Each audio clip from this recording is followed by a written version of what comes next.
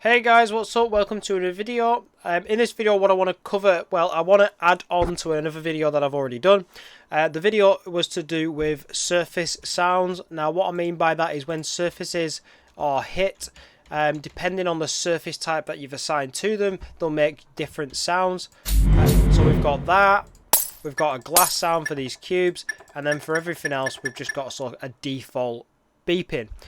Hopefully them sounds weren't extremely loud then for you. If they were, I do apologise. The sound volume by default is quite high. I do apologise for that. But like I said, this is an addition. My previous video covered line traces, and I talk in great detail from start to finish, adding a line trace, adding physics materials, creating them, setting them up in your project. That's the video to start with. But what I will say is I do run through and change the weapon from a projectile to a line trace. Now, I didn't cover projectiles for some reason. I don't know why, but recently somebody joined the Discord channel, made me aware of it, and this is basically a video response, just in case other people are suffering in silence. So this is an addition to that video. I'll link that video down below, or I might put a card up in the corner. I don't know which way to point. And another quick side note: if you're interested about all of these pipes and other stuff that's going on in here, I've just released a spline mesh rendering video. I'll pop a link for that down below as well, and I'll talk about how to make all these interesting pipes and stuff like that. But yeah, effectively, let's jump into it. So what we've got, I've got the FPS template, and by default that uses a projectile bullet system.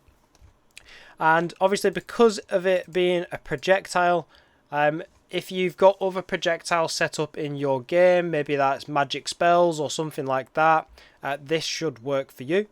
So what we've got, just to sort of start with bare bones, for this system to work, obviously we've got a mesh, which is the yellow ball, and then we've wrapped that in a collision component. Now that's quite important because the collision component responds to collisions far better than if you was to just put your static mesh onto block all. I found in my experience that using a static mesh for collisions and responding to them is a little bit more buggy than to use a collider. But a collider is what they're intended for collisions. So please use a collider with your mesh, because that'll make it respond better. So yeah, we've got projectile movement, but that's irrelevant in this instance, but it is a projectile. Now, what you'd probably expect to see inside the template, for example, that comes with Unreal, is once we hit something, this event hit is going to trigger. It checks for physics. If it has physics applied, it's going to add an impulse to it, which sends the blue cubes flying across the scene. And then if it doesn't, it does something else. That in essence, that's bare bones what it comes with. But effectively, what you do need is you need this event hit. So once a hit is once we've received a hit input, my projectiles hit something, we're going to be able to trigger an event from it. Now, really what we need to do is we need to get a response from the physics system, or the physics material, that is. Now, what you could do normally is break your hit result and go physics material and what's the surface type. But for whatever reason, this event hits, physics material doesn't actually retrieve the physics material from the object that's hit. Not too sure why. It just seems like it doesn't go into that much detail from this hit. However, a line trace or sphere trace does respond correctly to physics materials and therefore surface types. So what we've done is, once we've done all of our impulse add-in and sort of gun sounds, whatever, after that we want to create a sphere trace. I've picked a sphere trace because my projectile's round. If your projectile's really small, you might want to aim for a line trace. I'd probably still advise going with a sphere trace because it just adds a bit more area to it, and it's definitely going to get the right response that you're after. So my start and end location for my sphere trace is just a hit location. So wherever we hit, that's my start and finish. However, because I use a sphere trace, we've got a radius. So I've just set my radius pretty small. I don't really want to go much smaller than that, but I've set it to 10, and that just gets a nice area of where we've hit. I'll just quickly play just so you can see that. That just adds a sphere in the location that we've hit, which is a good area to record information from. So obviously you can see it because I've set the debug type to for duration and 5 seconds, but that's irrelevant really. The sort of meat on the bone is the break hit result, and we can get the physics material that the hit object has, which we'll talk about in a second for setting those. But from the physics material, we need to get the type of surface that we've selected. Again, I'll go over that in just a second, how to set these. From that, depending on the ones that you've set in the system, so I've set up explosive and glass. Now, explosive was a bad name to choose from me because I thought I had an explosive sound pack, but I didn't. So I've just picked some random end playing editor sound. So for my glass, I've actually got a glass breaking sound. And then for the default, I've just got a VR click, which is another default engine sound. But I can tell the difference between them. So that was the main thing for this example.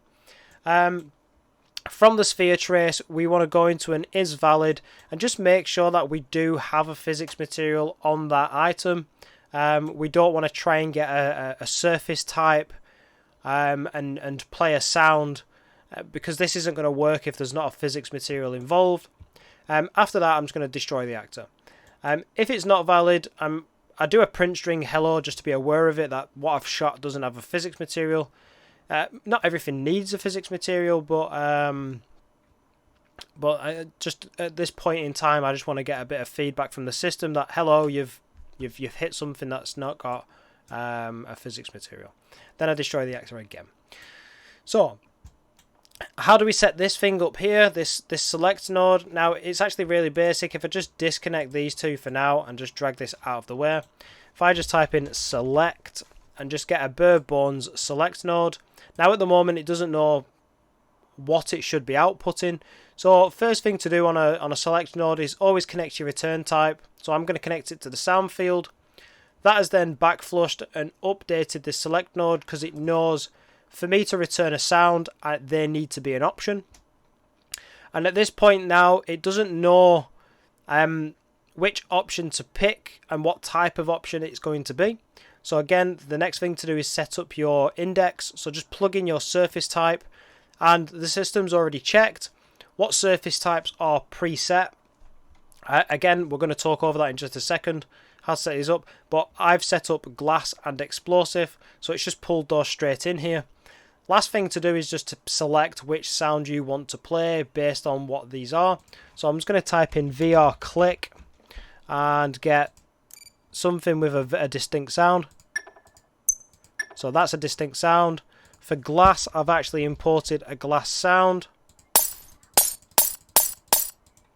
And for the explosive, again, I thought I had an explosive sound, but it turns out there isn't one. I might not have added starter content, that might be why. But I'm just going to go end editor, and then that's a pretty distinct sound, so I'll select that. And that's pretty much it for that. If you want to set up your surface types, what you can do is go to edit and go to project settings. In your settings search, just type in surface, and you'll see here you've got lots of surface types to pick from. But obviously start at the top. You've got default, you can't change that, but I've set up glass, and instead of explosives I'm just going to change this to metal. And then if I go back to my projectile, I'm just going to refresh this node now, refresh. You'll see that my explosive has now changed to metal because I've updated it. That's how you'd set up your surface types. Now obviously we're going to need a physics material to have this surface type. So let's set that up. Go back to your map or your content browser. I'm going to go back. You can see here that I've got PM glass, which is physics material glass. To set that up, you want to right click, go to physics, go to physics material, select that, select that. I'm going to type in PM_metal. I'm going to open that up. Now, for me, I'm not going to go through all the physics attributes because for this video, we're only interested in the surface type, which you'll find down at the bottom. So go from default and I'm going to select metal. Hit save and close that. The last thing to do now is to actually apply that physics material to your items. So in this instance, I've got this slightly different test cube. It's just a chamfered cube in a blueprint, and I've just changed the color of it. What I'm going to do is I'm going to scroll down in the, or not, I'm already at the bottom.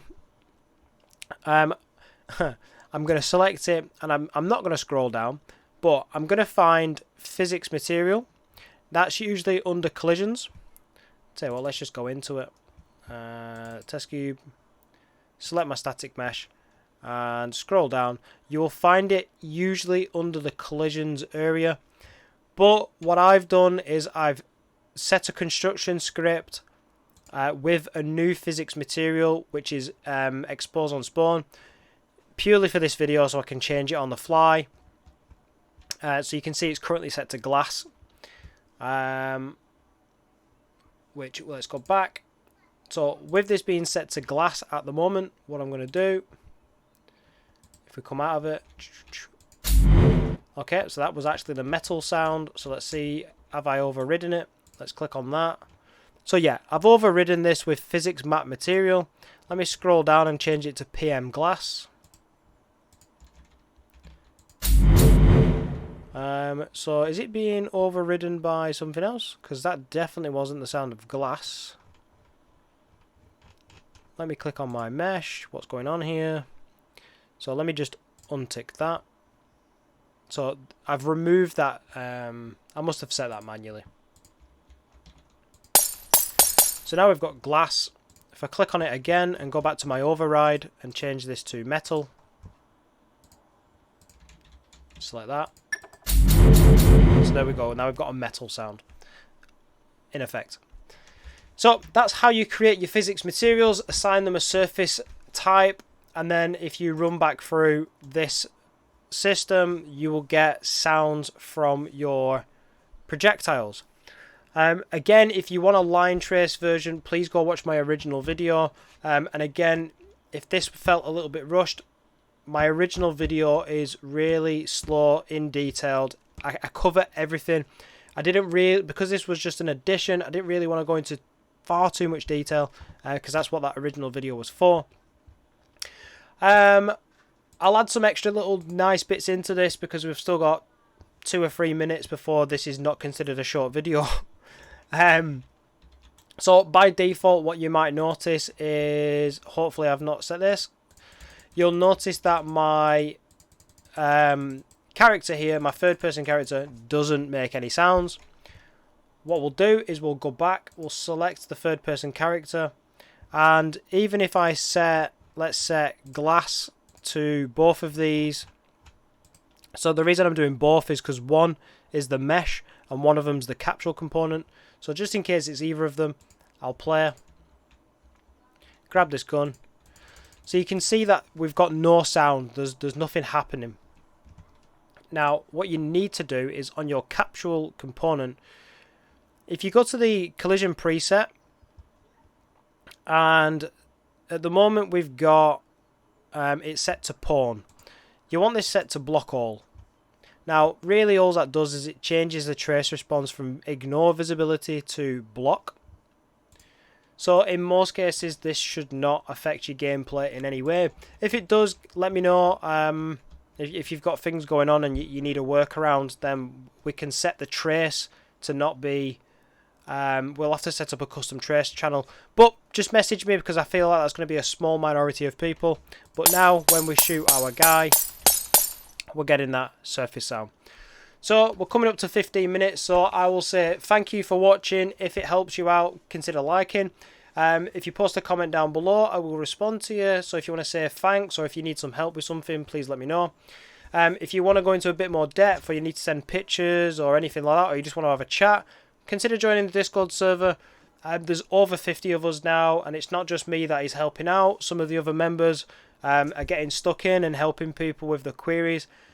What I don't know, hopefully somebody else does, but that's what the community is there for. It's for you to just join.